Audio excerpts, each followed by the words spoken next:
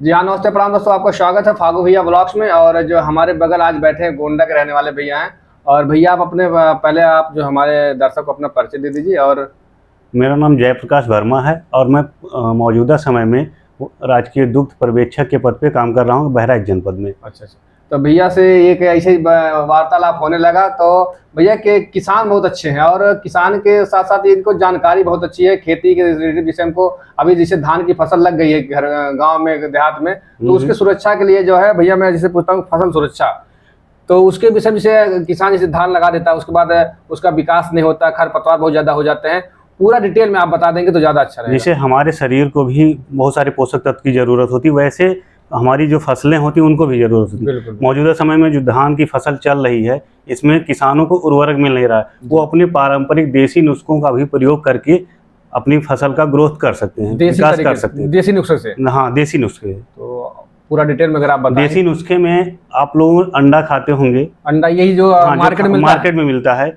ये अंडा अगर आप सड़ा करके डालते हैं तो लगभग 5 अंडा 1 बीघा खेत के लिए पर्याप्त होता है। अंडा सड़ाना कैसे है? अंडे को सड़ाना है, अंडा एक प्लास्टिक के डिब्बे में फोड़ करके डाल देंगे, 1 लीटर का होगा डिब्बा उसमें। हाँ। और थोड़ी सी नीम की पत्ती डाल देंगे ताकि नीम की पत्ती और 5 अंडा। हाँ, ताकि फंजीसाइड भी बन जाएगा उसमें।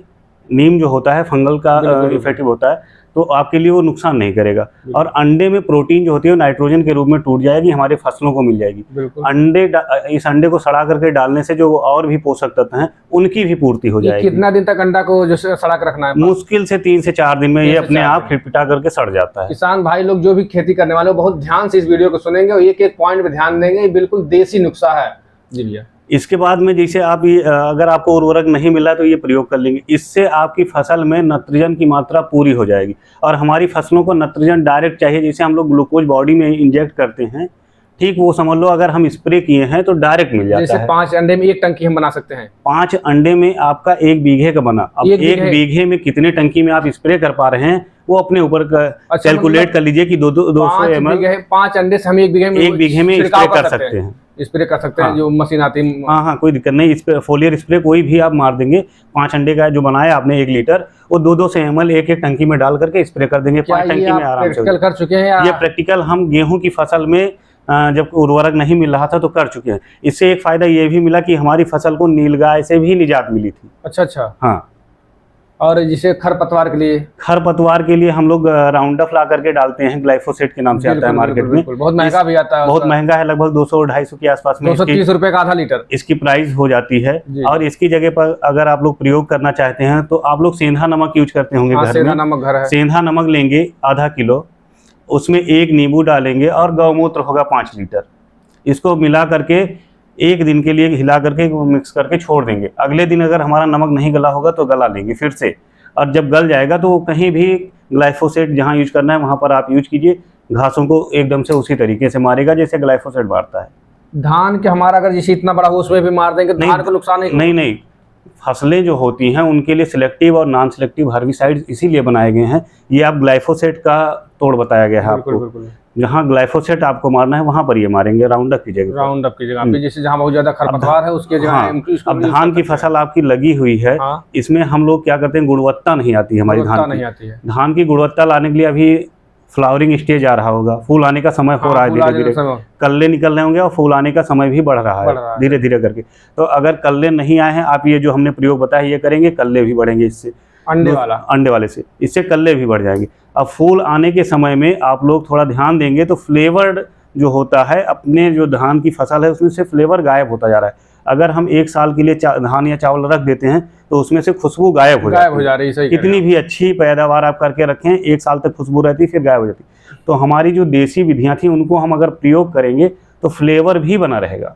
और कोशिश कीजिए ज़्यादा से ज़्यादा जो देसी चीज़ें हैं उन्हीं का प्रयोग कीजिए।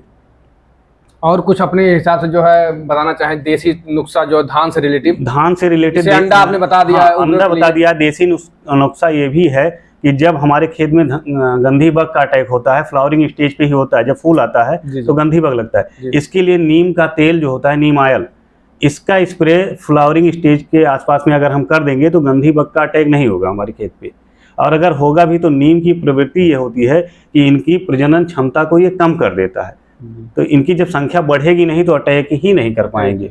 दूसरी एक और हमें ध्यान देने की बात होती है, जब धान में फूल आता है उसी समय अगर हमें सल्फर की मात्रा मिल जाए तो हम उसका स्प्रे कर देंगे, जिससे फ्लेवोनॉइड्स बढ़ जाता है, खुशबू जिससे बढ़ती है वो चीज़ बढ़ जाती है और हमारे धान में गुणवत्ता आ जाती है। गुणवत्ता और पैदावार भी इसी से बढ़ जाए। हाँ, ये नुस्खे जो हैं इनसे पैदावार भी बढ़ती है। अच्छा, धान हमारा इतना बड़ा हुआ उसमें जब बहुत ढेर सारा खरपतवार है, उसके लिए कोई है खरपतवार के लिए देसी नुस्खा? जो धान बहुत ज्यादा खरपतवार के लिए हमने आपको अभी बता दिया, वो जो नॉन सिलेक्टिव हो गया, लेकिन सिलेक्टिव के लिए देसी चीजें वही हैं कि खुरपी से निकाई करोगे आप, देसी चीजें आप सारी फसल पे डालेंगे और कंपनियों ने बना करके इसीलिए हमारा पैसा वो लूट रही है। हमें कुछ काम तो खुद से करना है। बिल्कुल बिल्कुल बिल्कुल। तो दोस्तों ये किसान भाई के लिए बहुत अच्छी था जी भाई, जिसके जो भी लोग धान से रिलेटिव इतनी जानकारी दी है भैया ने, बहुत ही अच्छा है। एक बार आप प्रैक्टिकल करके, क्योंकि 5 अंडे की कीमत मुश्किल से होगा 50 रुपए, 50 रुपये, इससे ज्यादा नहीं होगा। और ये नुकसान अगर फायदा नहीं करेगा, मुझे लगता नुकसान भी नहीं होगा। तो एक बार अगर आप यूज करेंगे तो आपको फायदा नुकसान पता चल जाएगा। इसका प्रैक्टिकल हमने तो गेहूं के खेत पे किया था और इस समय उर्वरक नहीं मिल रहा था, तो धान पे भी किया है और जितने में किया है उतने में अलग दिख रहा है। जिसको अगर प्रैक्टिकल देखना होगा, गोंडा से जो होगा वो जाकर के हमारे खेत पे देख भी सकता है। बिल्कुल दोस्तों, मैं अभी बहराइच इस समय बैठा हूँ, बहराइच में आया था और हमारे अनिश भैया मित्र उन्हीं के रूम पे आया था और वही भैया रहते हैं, तो इनसे मुलाकात होगी और ये ऐसे वार्तालाप होने लगा तो भैया ने बताया ये चीज़। मैं सोचा एक वीडियो बना लेता हूँ अपने किसान भाई मित्र के लिए, और बहुत अच्छा संदेश था और बहुत अच्छा जो जानकारी थी। तो नमस्कार दोस्तों, फिर एक नए वीडियो मिलते हैं, तब तक लिए धन्यवाद, नमस्कार, बहुत बहुत धन्यवाद भैया आपका। धन्यवाद।